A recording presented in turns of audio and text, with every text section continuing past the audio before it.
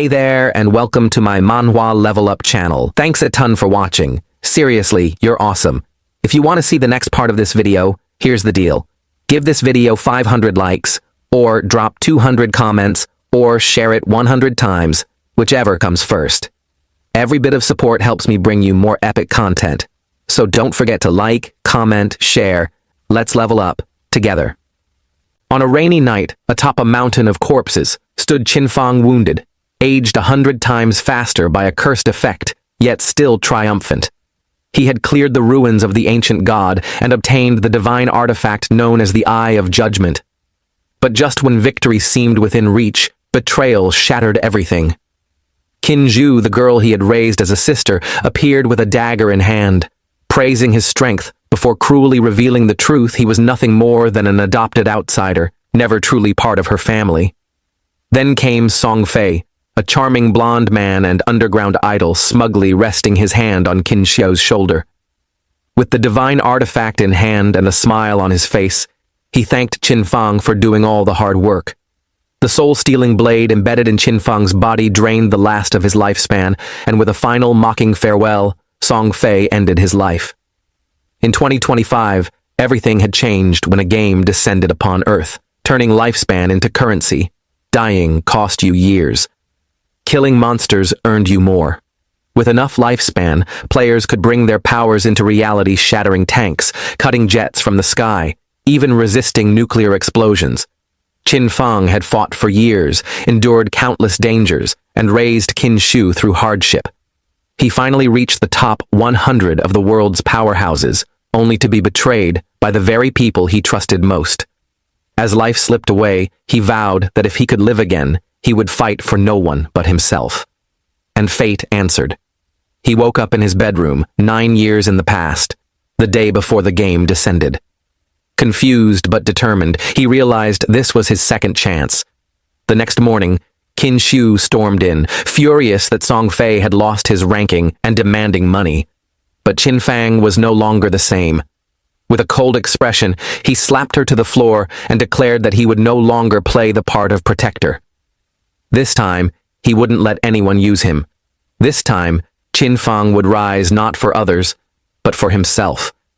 And in this second life, the world would learn not to betray the forsaken Qinfang through the credit card over Qin Xiu's head, stating coldly that this was the money their parents had left behind. No matter how hard life had been all these years, he never touched a single cent of it, not out of duty to her, but out of respect for their parents. And now, he had no intention of lowering himself to her level. From this day on, he declared, she was no longer his sister. Xiu broke into tears, furious and shocked by the change in him. In his previous life, Qinfang had sacrificed everything for her, missing countless opportunities, passing up secret treasures hidden in dangerous dungeons just to keep her safe. But now, with the burden of her gone, he was determined to go far. He popped some sleeping pills and lay down, ready to start again, this time for himself. When he awoke, he was back in the choice hall, the starting point of the Forsaken game. In his past life, it had taken him hours to pick a class because he was so nervous back then. He'd chosen warrior, thinking it would help him protect Qin Xiu. But this time was different. Now, speed and solo efficiency were key. He chose the assassin class without hesitation.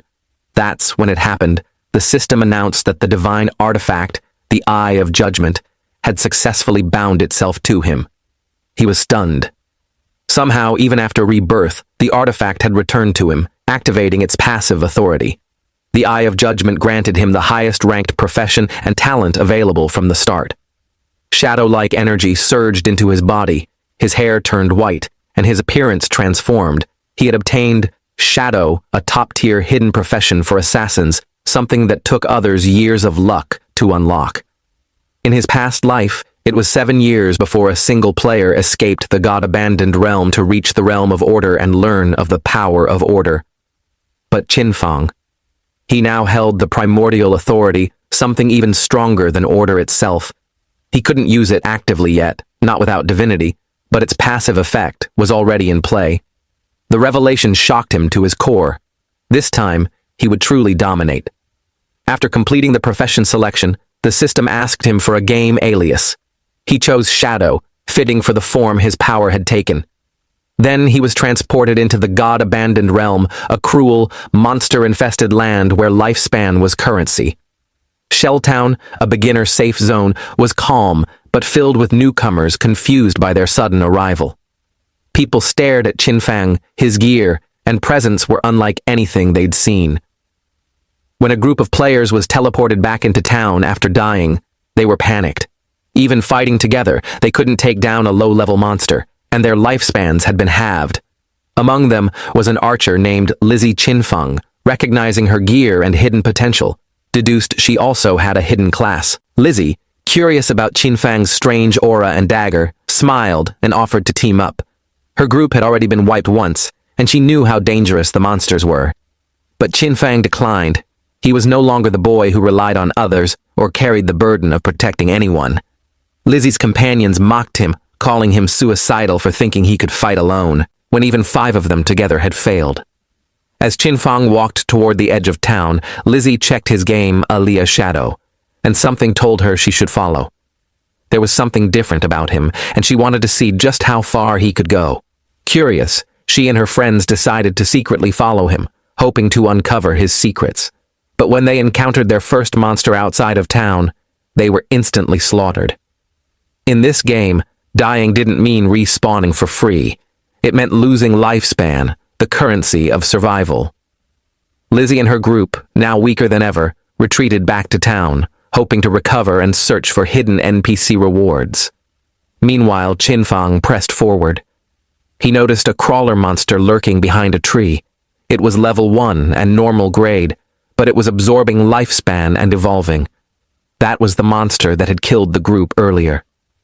Sensing danger, Qinfang activated Shadow Sneak.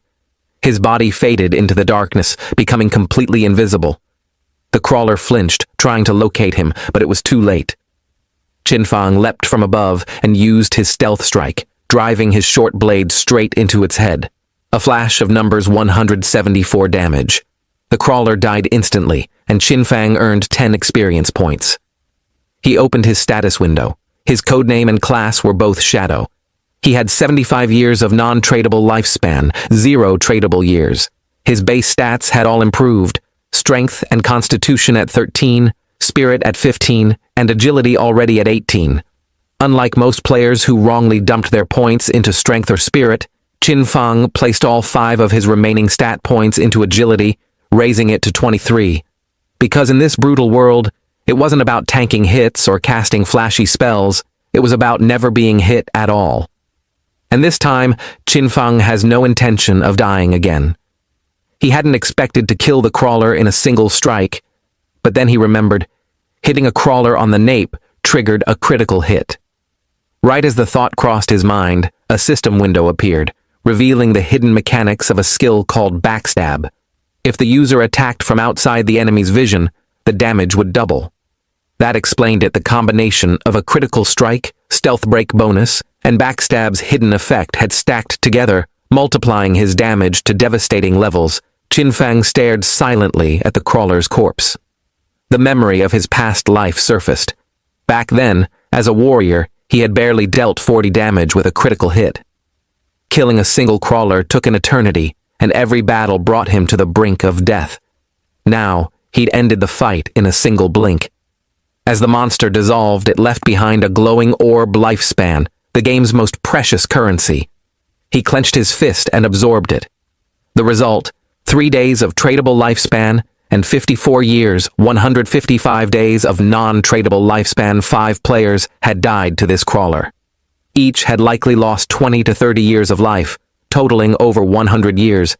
But since the crawler had absorbed their lifespans first, Qinfang only reclaimed part of that.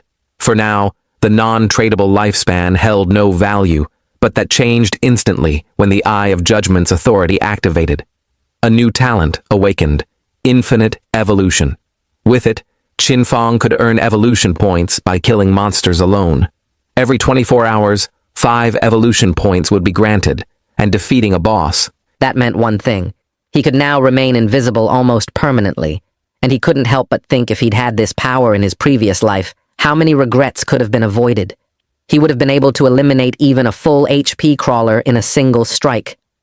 Just then, a boy accompanied by a woman remarked how easy the game seemed, especially since even a scrawny-looking guy like Xin Fang had taken down a monster alone. The woman praised him, adding that with his build, he could probably take on 10 people at once. Encouraged, the boy smiled confidently and promised to protect her. Xin Fang, however, remained alert. He had already noticed a monster hidden in the trees. The boy, unaware of the danger, turned to Xin Fang with a smirk and asked if he wanted to team up. Sensing something off, Xin Fang vanished using Shadow Sneak. The boy assumed his muscles had scared Xin Fang off. A moment later, a spider descended from the trees, sending the pair into panic.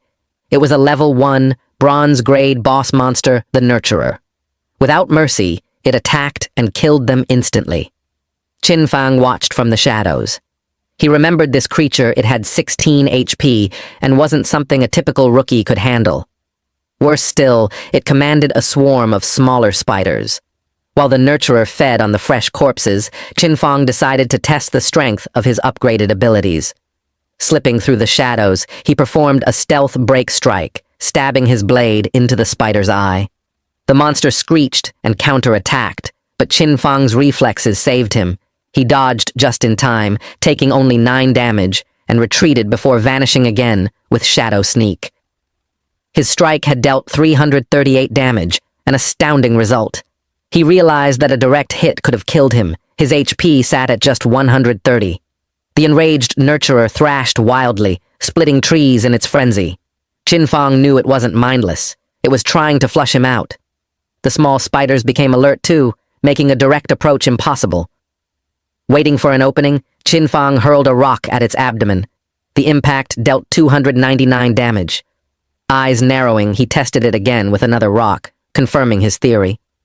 His damage output came from stacking the bonuses of Stealth Ambush Strike, Backstab, and his class skill enhancements. Even rocks became deadly when thrown from stealth. It became a waiting game. He simply needed to stay hidden, wait for Shadow Sneak to come off cooldown, then strike again from the shadows. When the cooldown ended, he threw another rock, landing a 279 damage hit, and disappearing once more into stealth. This hit-and-run tactic was slow but devastatingly effective. Meanwhile, in town, the leaderboard updated. The player Shadow had slain the bronze-grade boss Nurturer and became the first to reach level 2. His name shot to number 1. The town fell into chaos. Most players had been killed by regular mobs, and now someone had defeated a boss. Lizzie and the others were stunned. They couldn't even survive basic monsters as a team, and now someone had taken out a boss solo? They assumed it had to be a system glitch. Back in town, the pair who'd been slaughtered by the spider respawned, only to see the news. Shadow had killed it. Realization hit them like a wave. Shadow was that quiet boy from the forest. In the woods, the system declared Xin Fang victorious. He'd slain the Nurturer, earning 300 experience points, 2 evolution points, and unlocking Shell Town's level leaderboard. His name now bore 1 point of reputation.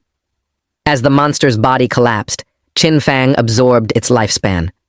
Sadly, the smaller spiders fled, robbing him of additional experience. He sighed. If only he'd killed them first. The gains would have been even greater. He obtained 46 tradable lifespan and, to his surprise, a new skill book titled Greedy Hand of Bronze Quality, along with a corrosive dagger that dealt 35 damage and granted 4 agility points. Upon learning Greedy Hand, Xin Fang discovered that it allowed him to use the skill on defeated monsters, granting a 20% chance to receive an additional loot reward. He hadn't expected a bronze-grade boss to drop such a god-tier assassin skill. This wasn't just some minor bonus. Greedy Hand significantly boosted loot acquisition, especially in the late game where high-tier bosses dropped rare and powerful items. From what Xin Fang recalled in his previous life, a player from the Godslayer Guild had once possessed this exact skill. Though his combat abilities were merely average, Greedy Hand alone elevated his status. With the extra loot he generated, he became one of the most sought-after players in the game, to the point that he even had a personal bodyguard team escorting him at all times. Xin Fang's eyes widened with realization. The activation rate might only be 20%, but with his unlimited evolution talent, he could potentially evolve the skill to boost both the drop rate and the quantity of loot. The possibilities were endless and immensely profitable. Wang Mang and his elite party, each wielding powerful hidden class abilities, launched a coordinated assault against the level 2 sprint predator, a bronze-grade monster infamous for its incredible speed and aggression. Wang Mang, a holy shield warrior with double the stats of a normal warrior, took point, summoning a radiant holy barrier to block the creature's lunges. Behind him, the mage, wielding the hidden profession of prophet, unleashed searing fireballs enhanced with foresight magic, while the sharp-eyed Shotterter archer launched rapid volleys of enchanted arrows. The oracle priest provided steady group healing, maintaining their formation. From afar, it looked like a flawless strategy, a textbook boss raid, powerful attacks, reliable defense, and seamless healing. But hidden in the nearby brush, Qin Fang observed in silence, eyes narrowed with a seasoned predator's insight. Unlike them, he knew the sprint predator's true nature. It wasn't a brute force boss. It was a calculated hunter that grew more dangerous the longer a fight dragged on. The team's repetitive attack pattern had already allowed the predator to adapt, dodging projectiles with increasing ease. Qin Fang could see it coming. Their confidence would become their downfall. Still cloaked in shadow sneak, Qin Fang didn't plan to intervene immediately. He was after the final strike, not heroics. With his recently upgraded greedy hand skill, now at gold rank and boasting a 70% bonus drop chance, he knew that whoever landed the killing blow would walk away with more than just experience points. Rare loot, perhaps even class skill books, could drop. He assessed their formation, tracked the monster's erratic movement, and prepared his backstab strike. A little longer, he whispered to himself, hand gripping the hilt of his corrosive dagger, now humming with anticipation. As the predator roared and leapt toward Wang Mang with deadly precision, Qin Fang melted deeper into the shadows. His time to strike was near. He would let them weaken it, and then, like a true predator, claim the spoils in one clean, ruthless blow. This was the law of the wild. Draw out a battle too long, and it would inevitably attract more predators. Just as the sprint predator roared and continued to clash with Wang Mang's team, two new threats emerged from the dense undergrowth behind them.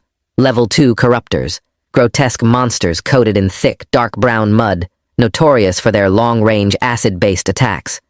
The team's swordsman, a hidden class user unfamiliar to Qin Fang, rushed to intercept, slashing one corruptor for 33 points of damage. But the monster's hardened, sludge-covered exterior absorbed most of the blow. In retaliation, it spewed a wave of sticky mud, ground-bind, slowing the swordsman's movements drastically. The second corruptor targeted the prophet-class mage, forcing her into a panicked retreat, tears welling in her eyes as she fled from the relentless pursuit. But before the monster could land a hit, a dark flash swept through the battlefield. In one seamless, almost invisible movement, Qin Fang struck, his corrosive dagger slicing clean through the corruptor's neck. 441 damage points. The monster's head rolled to the forest floor, lifeless, while the mage stared, frozen in disbelief. Who had just saved her? The rest of the team, equally stunned, scanned their surroundings. The swordsman, now struggling to break free from the mud's grip, used his blade for support, his eyes wide as he realized what just happened. It had taken their entire team 10 seconds of coordinated effort to kill a level 1 corruptor just days ago, yet someone had just one-shotted a level 2.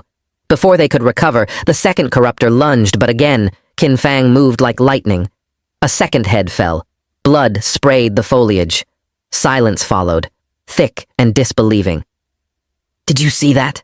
the swordsman whispered, trembling. "I didn't," Li Zai stammered, clutching her staff. Wang Mang rose slowly, his shield still glowing faintly. "Focus.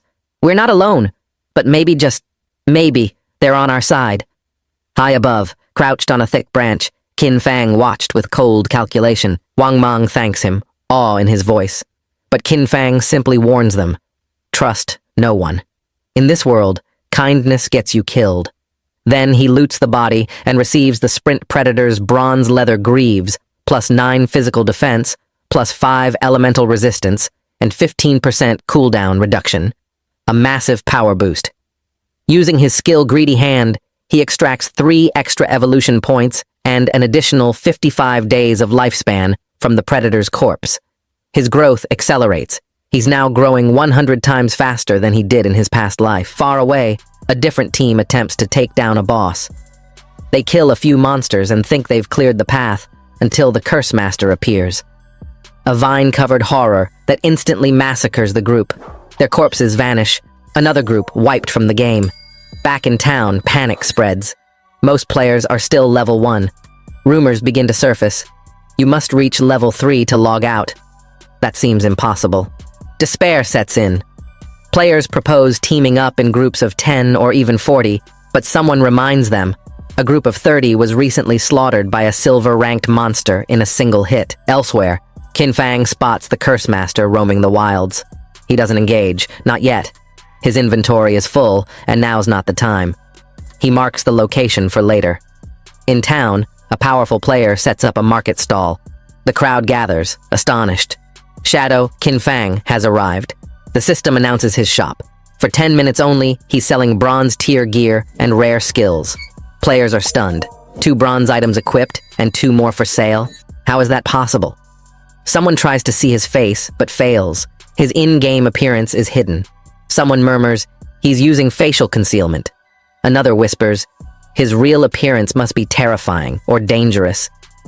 Then comes Grey Rose, a known ice mage. She wants the icicle spell.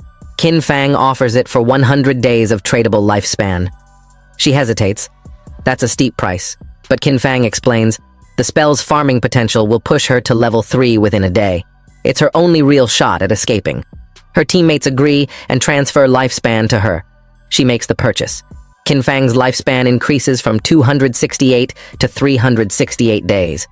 His resources grow. Then, someone pushes through the crowd. Lizzie, a seductive, cunning player with a dangerous past. In Qin Fang's previous life, she was a criminal overlord.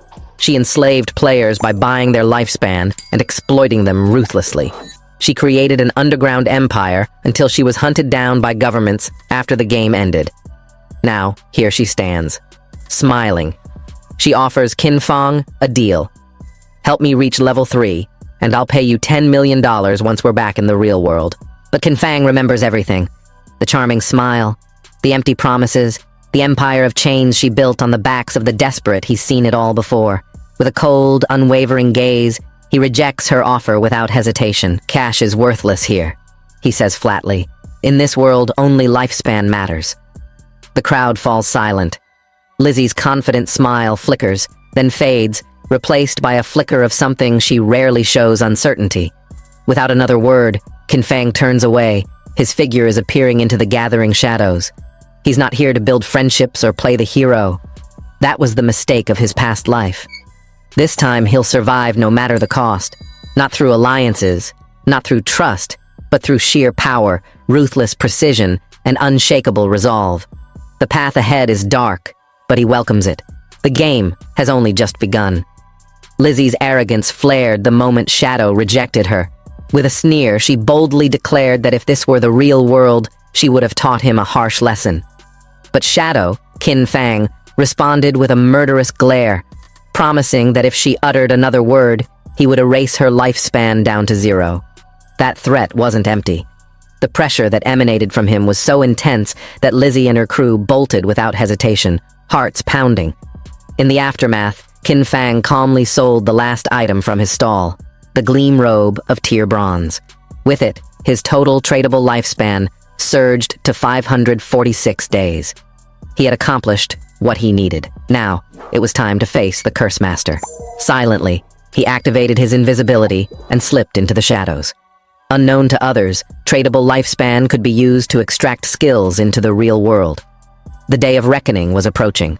This forsaken game was bleeding into reality, and soon, strength alone would determine one's worth. Nationality, fame, wealth, none of it would matter anymore. Elsewhere, Lizzie and her group caught their breath. Frustrated and humiliated, she recounted how Shadow had not only turned her down, but threatened her life. She vowed revenge, promising she'd find and kill him once she got back to the real world. As she plotted, a man named Mali Jun, also called Lao Mao, approached.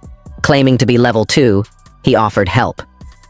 For the same 10 million Shadow declined, he promised to help her group reach level 3. Cautiously, Lizzie demanded to know his method. Lao Mao explained his secret: put all attribute points into agility. It would let them outrun monsters and survive longer. Shocked, having invested everything in strength, Lizzie reluctantly agreed to pay him half, 5 million. Lao Mao accepted without complaint, subtly hinting that Shadow's decision to reject such an offer was strange. Meanwhile, Qin Fang arrived at a location he had marked earlier. Still hidden, he observed a monster that had now evolved into a silver rank entity, its form cloaked in thick gray fog, a sign of ongoing evolution. Knowing it would take hours to reach gold rank, Qin Fang chose to strike first. Activating his Venom Dart ability, he launched a powerful attack, dealing 659 points of damage thanks to his stealth bonus. The venom took hold, dealing another 219 points of damage per second. He followed up with a shadow sneak attack, knowing full well that silver rank bosses had far more health than their bronze counterparts. But the monster wasn't passive. It began gathering immense magical energy, its body swelling as it prepared a devastating area of effect attack. Qin Fang quickly retreated, just escaping the blast zone. One hit from that attack would have been lethal. He couldn't afford to make a mistake. The boss prepared another deadly spell, but Qin Fang stayed calm. He moved strategically, counting down his cooldowns and watching for any opening. Then, a moment of weakness, just a slight stumble from the creature. That was all he needed. He lunged forward, firing another venom dart. It struck true. The poison kicked in once more, sapping the monster's strength. The creature, now desperate, attempted to flee, but Qin Fang pursued without mercy. He vanished and reappeared above it, slamming it to the ground in one swift, brutal motion. The system notification chimed in. The silver-ranked boss was defeated. Qin Fang's rewards were massive. He gained 1,800 experience points and jumped from level 3 to 5 in an instant. 4 evolution points and a staggering 124 days of tradable lifespan were added to his stats. But it didn't stop there. Using his evolved greedy hand skill, he collected the loot. To his surprise, the rewards doubled another 124 days, more evolution points. Then another prompt appeared. One of the items had been upgraded from silver to gold rarity, a bonus effect from Greedy Hand. The skill truly lived up to its Jade level classification. He reviewed the loot 7 or 8 pieces of gear, but his inventory space was limited. He sighed, already calculating how much time he'd waste if he had to run back and forth. A storage ring would be ideal. As he reached for one particularly interesting item, the scene cut away back in Shelltown. A flash of light revealed the return of the mage from Wang Mang's team. She looked relieved, her team following shortly after. They all thanked Wang Mang, acknowledging that without him, they would have never reached level 3. But he credited the whole team, downplaying his role. Still, the mage couldn't shake her one regret: she had missed her chance to add Shadow as a friend. Maybe it was the mud on her face at the time. Her teammate reassured her, teasing that her new outfit would change things next time. Just then, a system-wide announcement echoed across town. Shadow had reached level 5, shock swept through the players. Just moments ago, he was seen casually selling gear. Now, he had jumped 2 levels clearly from defeating a high-ranking boss. Rumors spread. One even joked that if Shadow married his sister, their whole family would benefit. But his friends dismissed it.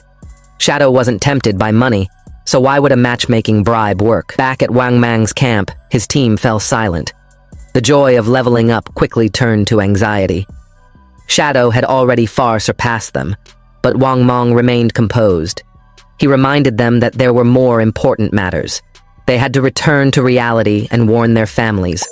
The world was changing. Danger was spreading. As their bodies faded, the system confirmed their logout. Back in the real world, Wang Mang's eyes opened, panic erupted. His colleagues rushed to his side, worried his body had started to turn transparent. The truth was horrifying. Dying in the game meant disappearing in real life. No one respawned. No second chances. Wang Mang wasted no time. He stood, commanding the room. The situation was worse than they feared. He told his fellow officers to gather and prepare. When asked about his report, he explained everything. How each member of his party had a hidden profession. How even with that advantage, a single monster nearly wiped them out. and how, in their darkest hour, they were saved by a mysterious player, Shadow. And the most terrifying part. At the time, Shadow was only level 3. By the time Wang Mang and his team finally reached level 3, Shadow had already climbed to level 5. It was a leap that defied logic. The room of senior officers fell into tense silence as the implications settled in. A level gap like that wasn't just impressive, it was terrifying. One officer voiced the question on everyone's mind. Does this mean Shadow is now the strongest player in the world? How did he level up so fast? Speculation buzzed through the room like electricity. Wang Mang, seated calmly, suggested that Shadow must have defeated a high-level boss, or perhaps completed a rare mission. But one officer, sharp-eyed and curious, pointed out a discrepancy. According to Wang Mang, Shadow was already level 3 when he saved their group.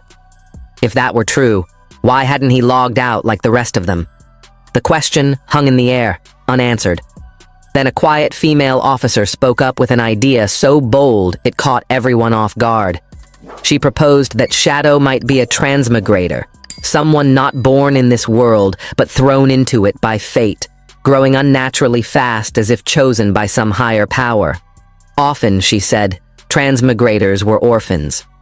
Maybe that explained why Shadow didn't return to reality. Perhaps there was nothing waiting for him on the other side. Room fell into stunned silence. The woman, realizing how heavy her words were, blushed and looked away. But a senior officer wasn't amused. He scolded her, calling her new, and told her to stop making light of a crisis with fantastical nonsense. "You've been reading too many novels," he said coldly, silencing further talk of transmigration. Turning back to the crisis, the officer shared confidential intelligence from higher authorities. Researchers had started noticing a disturbing pattern. All across the country, older individuals were dying mysteriously in their sleep. But when cross-referenced with data from players who had returned from the forgotten game of the gods, a chilling truth was revealed. Those who had died multiple times in the game were the very same people now dying in the real world. The room grew still as the reality set in. If a player's lifespan hit 0 in the game, it wasn't just game over, it meant death in real life. One officer broke the silence, his voice low with fear. "This game, it's an anomaly. It's beyond our understanding." The head officer nodded solemnly. He didn't believe this was just some corrupted VR simulation. Something bigger was at play, something not of this world. Perhaps it was even an invasion from higher dimensions, an idea so terrifying that no one dared speak it out loud. Without delay, the head officer moved on to immediate orders. A nationwide emergency command had come down from the government. All officers were now tasked with forming vanguard teams based on their regional zones. They were to re-enter the game and collect intel directly. This was no longer just a police operation, it was a matter of national survival. The officer emphasized the global stakes. Countries around the world were mobilizing to explore this new game reality. Falling behind could mean losing political influence, technological advantage, or worse. They were to act swiftly and decisively. Information was now the most valuable currency. Then came the appointments. Nu, the same officer who suggested the transmigrator theory, was chosen as captain of Team 1. She accepted without hesitation, her earlier embarrassment replaced by resolve. Wang Mang was appointed her vice captain. Together, they were given full authority to choose their squad. Wang Mang simply nodded, understanding the weight of the mission. Finally, the head officer turned his focus to the mysterious figure at the center of it all. Shadow. Based on Wang Mang's report, Shadow didn't seem hostile. In fact, he had saved lives. Because of that, they were given a secondary mission to befriend him, gain his trust, learn his identity and intentions, and if possible, recruit him. The head officer explained that Nu's deep knowledge of games and speculative fiction made her the ideal person for the job. Shadow wasn't just a powerful player, his methods and abilities mirrored those of mythical heroes. They needed someone who could speak his language. If they could win him over, Shadow could become their most valuable ally in the game world, perhaps even a representative of their nation. The strategic value of having him on their side was too great to ignore. Meanwhile, The rest of the officers were assigned to maintain public order. Panic was spreading. The truth about the game's consequences could not remain hidden much longer. As the meeting adjourned, the sun dipped below the horizon, painting the city in hues of gold and blood. The officers dispersed, each one preparing for the trials to come. The war between realities had begun. The next day, the story shifted to a quiet high school. There, a girl sat at her desk, her thoughts far away. She was the younger sister of the protagonist. Around her, classmates chatted excitedly about the strange new world unfolding around them. One group huddled near the window, whispering about recent news. Chang Wei, the student whose body had started to fade away, had miraculously returned. He had reached level 3 in the game and successfully logged out. But it was what he said next that truly stunned them. According to Chiang Wei, if several people from the same district fell asleep at the same time, she's angry, confused, and a little heartbroken. Instead of dwelling on it, she thinks about Song Fi, the idol she skipped class to see. The idea of meeting him in the game makes her heart flutter. But if she wants to survive and thrive, she needs a guide. So she messages Chiang Wei, a student who has already reached level 3 and safely logged out. Chiang sees an opportunity. He gives her a powerful early game tip: put all points into agility, even if she chooses a mage class. Speed means survival. When she asks what happens if she still struggles, he reassures her once someone reaches level 5, all starter villages will connect. He'll come find her. Comforted, she smiles. For once, she has a plan, and she'll get stronger before her brother enters. When he finally shows up, he'll be the one left behind. Back in the game world, the protagonist Shadow stands over the corpse of a powerful boss. Among the loot, a glowing gold-tier curse ring appears. It grants a massive +8 to all stats, boosts dark resistance by 26, and enhances weak point damage by 1.5 times. But that's not all. The system grants him a silver-tier skill, Instant Shadow. Slash, a devastating move that hits everything in a straight line, offers brief invincibility, and deals 100 backstab damage per hit. It's the perfect assassin's move. Not stopping there, Shadow evolves his signature skill, Greedy Hand, to diamond rank, skyrocketing his loot gain. Now every enemy kill nets him double rewards, with a 40% chance to upgrade item drops. And with spare evolution points left, he upgrades Instant Shadow Slash to Platinum rank. The attack range expands, damage doubles, invisibility extends to 7 seconds, and now it hits 5 times in a wider arc. Shadow is no longer just a survivor. He's becoming a legendary force, moving through the game like a ghost, unstoppable and unseen. King Fang stands tall as a rising legend. After upgrading his skill Instant Shadow Slash, he gains a longer invisibility window, an edge that could turn the tide in future fights. While most of the loot he gathers seems unremarkable, a silver-tier skill book called Battle Roar catches his eye. Knowing its value, he decides to sell it for tradable lifespan. But just as he wraps up looting, danger arrives. 3 massive level 4 limb crawlers charge toward him. Instead of fleeing, he embraces the fight. Activating his new skill, he becomes a deadly blur, slicing through the monsters before they can even react. The battle ends in seconds, and the system rewards him with 80 EXP and 5 days of tradable lifespan. Standing in the aftermath, a cold, powerful aura surrounds him as he formulates new strategies, combining poison darts with shadow slashes to kill before battles even begin. With 618 days of tradable lifespan, he knows he's still far from the 900-day goal required to bring his gear and powers into the real world. His next step? Sell valuable items fast. As he returns to the starter town using his latent image invisibility, he stumbles upon a shady conversation. Lizzie, the manipulative syndicate leader, reaches level 3 with the help of Lao Mao, who now expects his reward 5 million in cash. Lizzie confidently agrees, saying her father's company, Do Young Industries, can easily pay. She even offers to buy all of Lao Mao's lifespan for cash, $10,000 per day.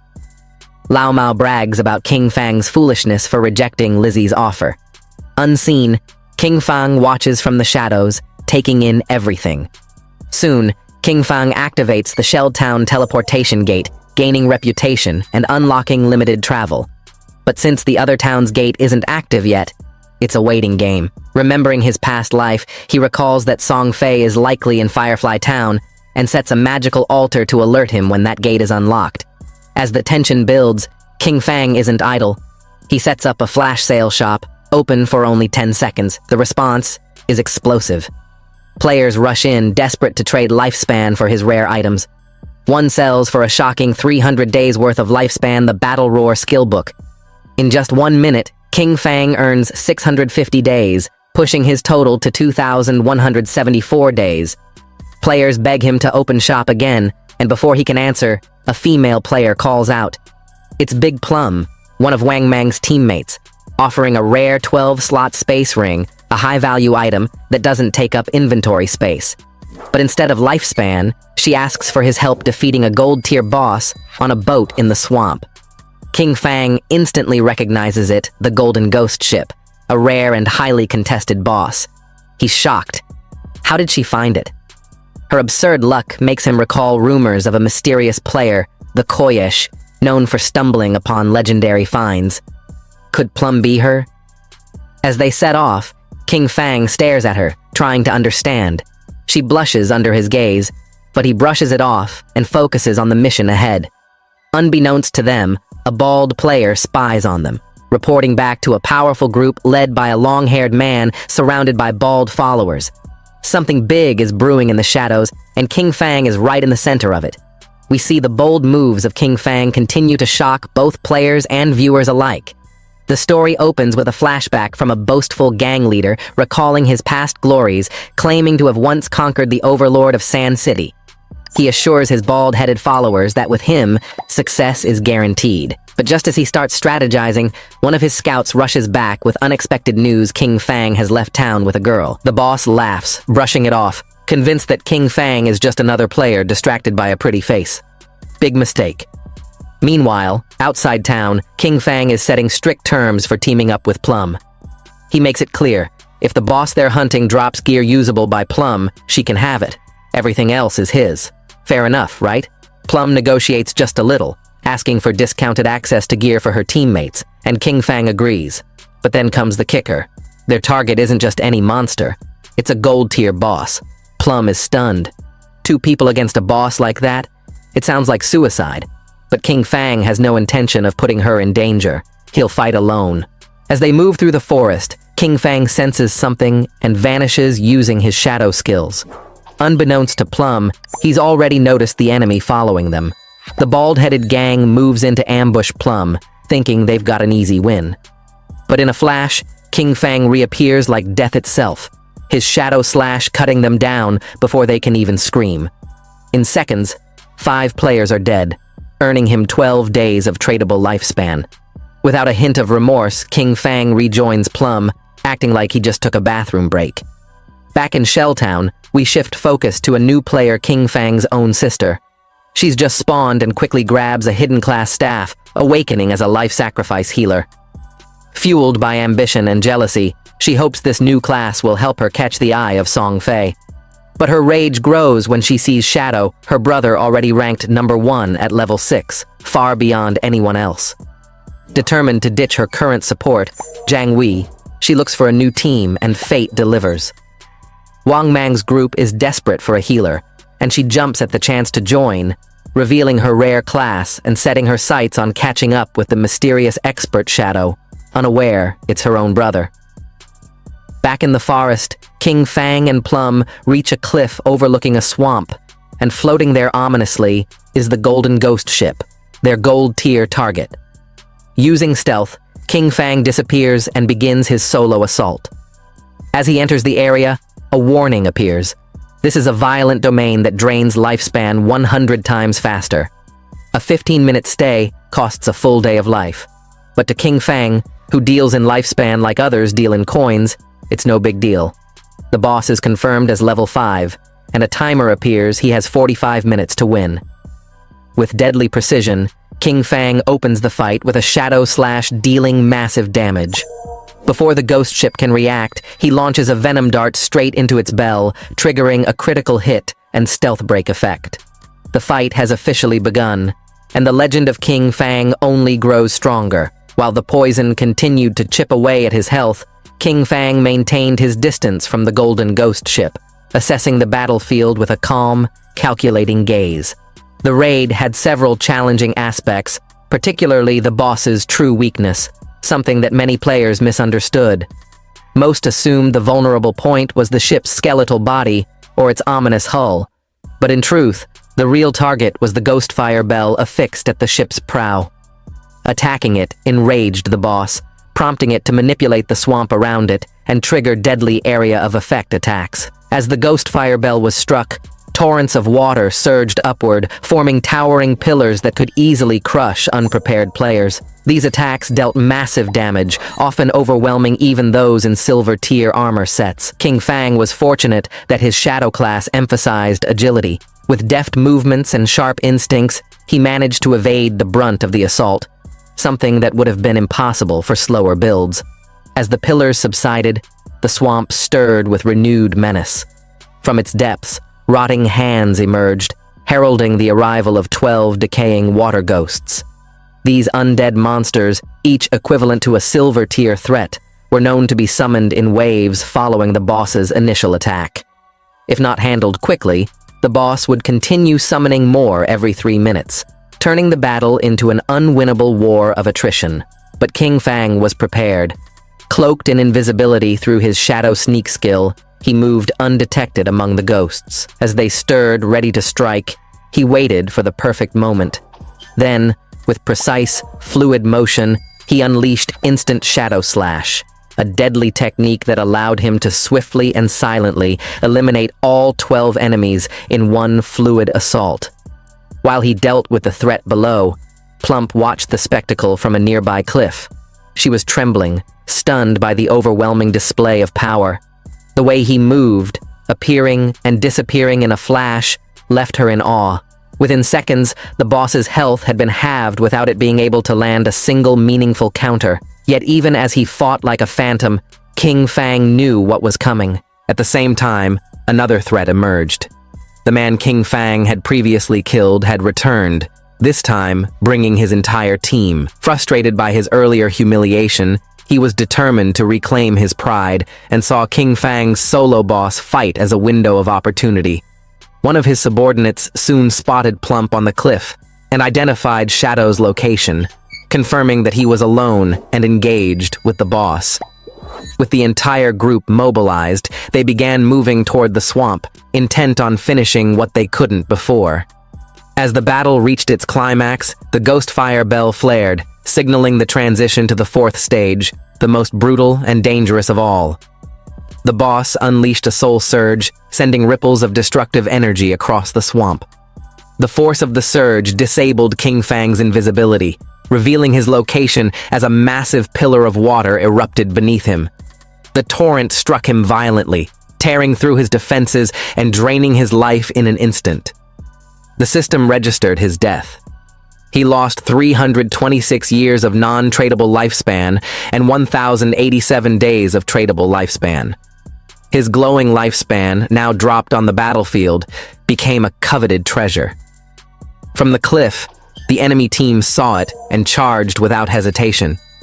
To them, King Fang's arrogance had led to his downfall, and now they were determined to seize the rewards of his effort. They underestimated Shadow's power. Believing they could steal the boss kill and his loot, a group of players approached just as the boss's health dipped low. But in an instant, they were teleported back to Shell Town, confused and angry. The swamp had been too dangerous, filled with lethal mobs and the Golden Ghost ship's devastating water pillar attack. Despite the losses, their leader insisted on returning. Meanwhile, Qin Fang, now back in the swamp, was surprised to find so many lifespan light orbs scattered across the ground. Little Black informed him via chat that an entire party had been wiped out trying to take the boss. Smiling at their foolishness, Qin Fang turned his attention back to the Golden Ghost ship. Knowing its patterns well from his past life, Qin Fang anticipated its tricks. The boss only used its immobilization skill once, and once below half health, it would randomly teleport when struck. Using poison darts and timing his stealth attacks perfectly, Qin Fang whittled the boss down. Elsewhere, the rival group returned to the cliff, only to spot Qin Fang battling again. Their leader planned to let him weaken the boss further, then ambush him. But Little Black, angered, struck first, unleashing lightning and injuring several men. In retaliation, the group chased her. Hidden in the forest, two unknown men watched the chaos unfold. While the group chased Little Black, Qin Fang continued his fight. As the boss neared death, a crowd began to gather, attracted by the prolonged battle. Eventually, the poison did its work. The system announced Qin Fang's victory. He had soloed the first gold-grade boss and gained reputation, XP, and lifespan. The loot, however, drew unwanted attention. Envious players believed Qin Fang had fled using invisibility. As the 5-minute loot timer ticked down, they prepared to steal it. But just before the timer ended, Shadow reappeared, cutting down the entire ambush party with swift, deadly slashes. Now safe, Qin Fang used his greedy hand skill to absorb the loot. The reward was immense. Over 600 days of tradable lifespan, 21 evolution points, and 2 ghost fire bells. Items that prevented lifespan loss upon death and boosted loot collection. Just as he finished looting, Little Black contacted him in distress. She was cornered at the cliff's edge. With nowhere to run and determined not to be violated, she leapt off the cliff, killing herself and respawning safely in Shelltown. Her defiant act left her attackers stunned. Relieved to hear she was safe, Qin Fang told her to wait. His inventory now brimming with loot and power, he upgraded Greedy Hand to Epic and evolved his combat skills. Instant Shadow Slash now had increased range, damage, and slashes. Backstab was upgraded to Gold, doubling its effect. King Fang, once hunted and underestimated, now stood stronger than ever. His damage doubled, his loot abundant, and his enemies vanquished. The increased attack speed also improved his skill casting time, reducing recovery delays, so while it wasn't an overwhelming upgrade, it definitely wasn't useless either. The armor-piercing properties were also highly beneficial, giving him a solid edge in battle. Then came the real prize. King Fang equipped the Ghostfire leather armor, a gold-tier piece with exceptional stats. 25 points of physical defense, 50 points of fire element resistance, 14 points of damage block, and a whopping 419 bonus health points. The only requirement was to be level 5. He was genuinely amazed. Despite leveling up, his constitution hadn't increased, and his health was still capped at 350 HP. Yet this single armor piece more than doubled his health pool. With this, most players wouldn't even be able to scratch his defense. Using the system interface, he decided to make his defensive equipment invisible and return to the starting appearance of the assassin class. That way, others couldn't gauge his gear just by looking. They'd have to check through the game interface, and even then, he had ways to mask the truth. But the surprises weren't over. When he checked his inventory again, he found a gold-tier skill book, Ghost Shadow Blur, an assassin class ability. It had a passive effect that granted a 15% dodge rate, and whenever dodge was triggered, it made him immune to all damage for a brief moment. At first, King Fang was thrilled. He'd finally gotten a proper survival skill, but then he recalled how weak dodge builds were in this game. Increasing dodge rate was notoriously difficult, and investing in it usually meant sacrificing other vital attributes. Worse, if the dodge didn't activate, you were left completely vulnerable. But King Fang wasn't like the others. His body began to emit a faint glow as the system awakened. He could evolve skills infinitely, and for him, boosting dodge wouldn't come at the cost of strength, agility, or vitality. There were no trade-offs, only benefits. Grinning to himself, King Fang began moving away from the area. He had everything he came for. The leftover loot, gear for warriors, priests, and archers, was irrelevant to him now. It was time to return. After defeating the gold-tier ghost ship, King Fang didn't just walk away with stronger gear. He walked away with opportunity. He could sell the leftover loot, high-level gear for warriors, priests, and archers, to Wang Mang, even offering a 10% discount. And knowing Wang Mang's personality, he was confident the man would buy them on credit, without hesitation. This entire upgrade? It was all thanks to her, Little Black. Without that coy girl's uncanny luck, King Fang wouldn't have found a level 5 ghost ship to begin with. So, he decided. It was time to thank her properly, but just as he passed by a tree on his way back, familiar faces reappeared. The furious leader of the group he had crushed before, and his men. The moment they locked eyes with King Fang, their faces turned pale with fear. And then, they ran. As expected, King Fang wouldn't let them escape so easily. Activating Shadow Stealth, he sighed. The skill began to cast, and before they could take another step, he struck like lightning. In an instant, all the subordinates were wiped out. The leader panicked and ran with all his strength, but it was useless. King Fang appeared right in front of him, canceling his stealth. The two locked eyes. The leader's face contorted with terror and tears.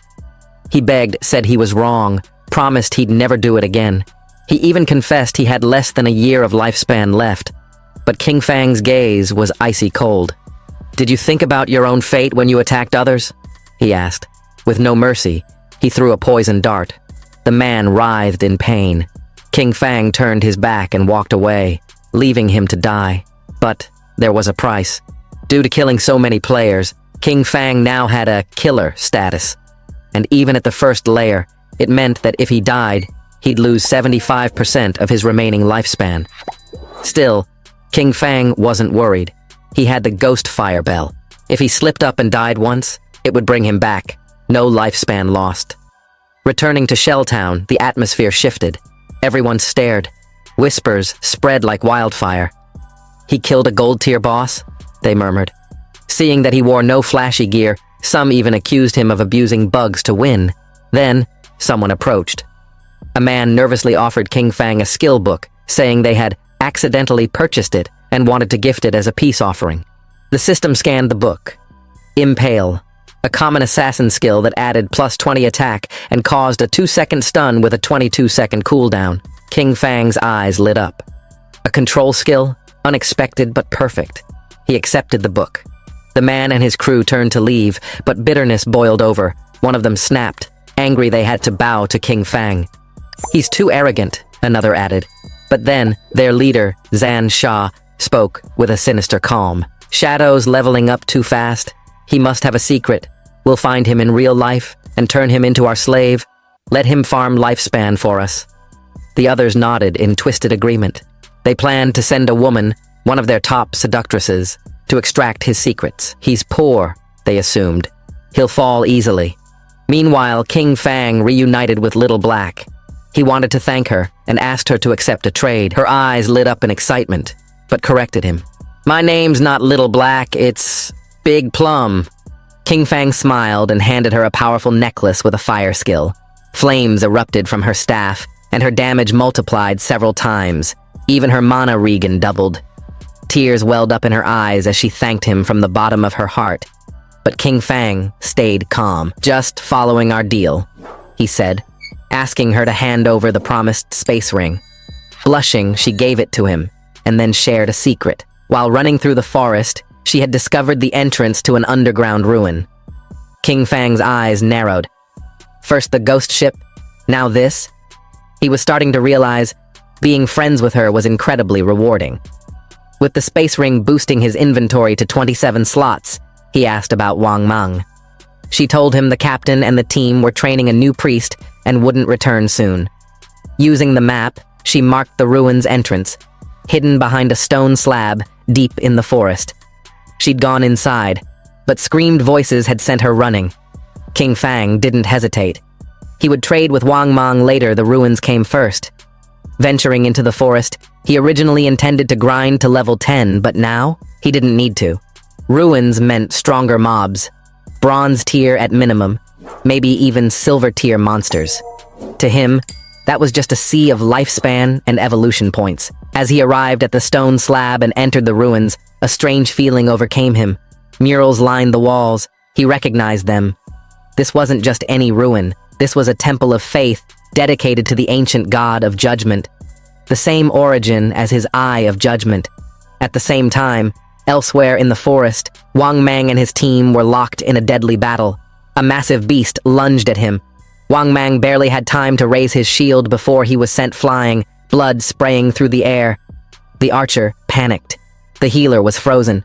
And then King Fang's sister, paralyzed by fear. She held her staff with trembling hands, tears falling, unsure how to cast a spell. The swordsman shouted, ordering her to use her skills. The monster's sudden attack left Wang Mang's party utterly defeated, and they were forcefully teleported back to Shelltown. Frustration simmered among the group as they tried to process their loss. Little Black, who had remained nearby, greeted them casually and teased them about returning so soon. She explained that since the expert known as Shadow hadn't come back yet, they still couldn't buy any equipment. The tension escalated when the team's archer, seething with anger, lashed out at Zio, accusing her of incompetence. He mocked her inability to dodge attacks or properly use her skills, calling her the dumbest player he'd ever seen. Zio broke down in tears, overwhelmed by the scolding. Little Black stepped in, shielding her, and explained that Zio was a beginner and naturally still learning. The archer wasn't satisfied and demanded Little Black move so he could keep scolding Zio. The swordsman added that this wasn't their first death. They had died 3 times in under an hour. Shocked, Little Black showed off the necklace given to her by King Fang, proudly claiming she had just received powerful gear and believed she could now protect the team. Wang Mang finally stepped in and ordered everyone to stop fighting. He found Little Black's suggestion reasonable. With her help, their odds of success might improve, and they might even meet Shadow when they returned. Zoyu, despite harboring deep resentment, feigned gratitude and promised to do her best. She couldn't believe they had the audacity to blame her for their failure. If not for their connection to Shadow, she wouldn't have wasted a second with them. Meanwhile, King Fang found himself inside a mysterious room. Before him, 2 silver-tier monsters knelt. The system labeled them as devout followers of an ancient god, the Judged. Suspicion stirred in King Fang's eyes, but he attacked immediately using instant Shadow Slash. Despite landing a stealth attack, the monsters only lost a small fraction of their health. It didn't surprise him. They were high-level bosses with health greater than that of the Golden Ghost ship. Oddly, the monsters knelt again, ignoring him even after being attacked. He wondered if they recognized the Eye of Judgment on him, mistaking him for one of their own. Curious, King Fang commanded them to show the way, but their eyes suddenly gleamed with madness. The corrupted creatures roared and ran out of the room, heading straight toward a group of players outside. Unaware of what awaited them, the players panicked upon recognizing the monster's tear and tried to escape. However, the devout followers unleashed a toxic mist that melted their bodies, dropping valuable lifespan orbs. King Fang recognized the victims. They were from the same group that had bought Ice Spike from him. He realized they weren't ready for the ruin's depths and silently deactivated his stealth to collect the lifespan orbs. The devout followers knelt before him again before he finished them off with poison darts. As a result, he received 4,000 experience points, reached level 9, gained 4 evolution points, and harvested 1,884 days of tradable lifespan. Using his greedy hand, he absorbed their remains and obtained even more. 32 evolution points, 1,504 extra lifespan days, 4 gold tier items, and 10 silver tier ones. One item stood out, the Pendant of the Faithful, tailored for assassin classes.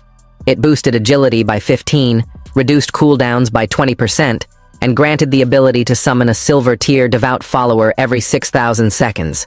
King Fang analyzed the pendant's effects with delight. His stealth cooldown dropped from 22 to 19 seconds, poison darts from 4.35 to 3.75, and instant shadow slash from 10 to 8 seconds. Grinding would now be much more efficient. As he prepared to leave, the ground trembled. A hidden pillar emerged, revealing a lift that slowly descended deep underground.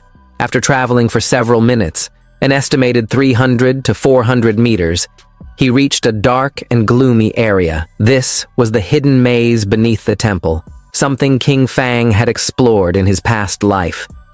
He knew it was filled with traps, but also hidden treasures, provided one had enough expendable allies. Using the pendant, he summoned a devout follower to scout ahead. The summoned creature triggered a trap, activating a giant boulder that crushed it instantly. King Fang took this as confirmation that traps were real threats and used his evolution points to prepare. He upgraded Ghost Shadow Blur from Gold to Epic Tier, raising its passive dodge rate from 15% to 75%, which now granted full damage immunity on activation. Then, he evolved Instant Shadow Slash to Epic Tier, increasing its range to 30 meters, duration to 12 seconds, and slashes from 7 to 9. Damage per slash rose to 400, and width increased to 5 meters. He understood that evolving from epic to legendary required 10 times more points, so starting with higher tier skills was always more efficient. With 11 points left, he upgraded Shadow Sneak from silver to platinum, boosting its duration to 24 seconds and stealth-breaking attack significantly. Despite the improvements, he acknowledged its cooldown was still long and planned to replace it later. As the summoned follower ventured further, it triggered another trap and was destroyed. King Fang decided to wait for the cooldown before summoning again. He had been exploring for 3 hours and finally reached a long corridor that seemed to lead to the maze's end. Confident, he summoned another follower, who obeyed and moved toward the door. Despite using all its strength, it couldn't open it. The maze clearly hid more secrets, and King Fang knew this was just the beginning. Thanks for watching. If you liked the breakdown, don't forget to like, subscribe, and share with fellow manhwa lovers. Got a favorite series or a confusing plot you want explained? Drop it in the comments, I might cover it next.